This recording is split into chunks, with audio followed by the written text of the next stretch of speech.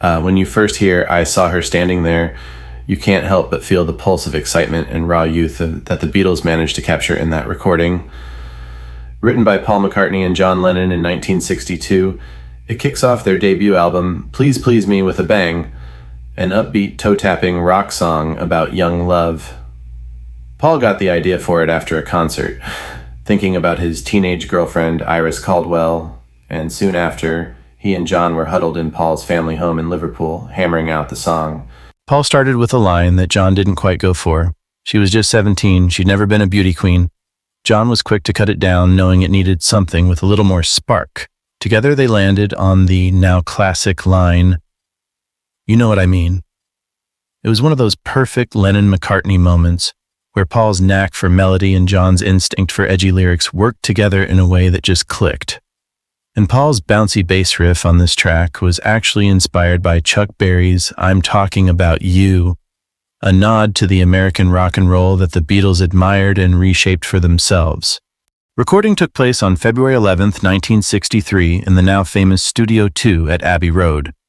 They ran through 12 takes, each with a bit more polish, finally laying down the playful hand claps and tight vocals that give the song its energetic vibe. Producer George Martin knew they had something special and suggested they keep Paul's animated 1, 2, 3, 4 from an earlier take to start the song. That count-in was a brilliant touch. It sets the pace and feels like the band's inviting you right into the music. Paul's bass line, pulled directly from Chuck Berry, gave the song that infectious drive, and he later admitted he played exactly the same notes Berry did. This was no accident. The Beatles grew up on blues and rock and roll, and "I Saw Her Standing There" is a pure reflection of those roots.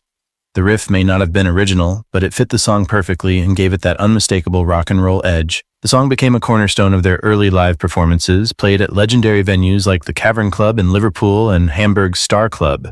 It was released as the B-side to "I Want to Hold Your Hand" in the US, and that's where it really started to make waves stateside.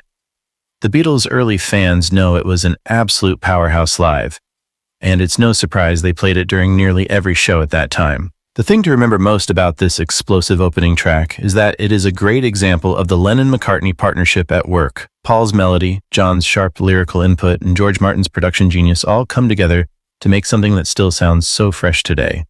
The song captures the joy and recklessness of being young, in love, and a little rebellious. And as far as debut tracks go, this one does more than just start an album.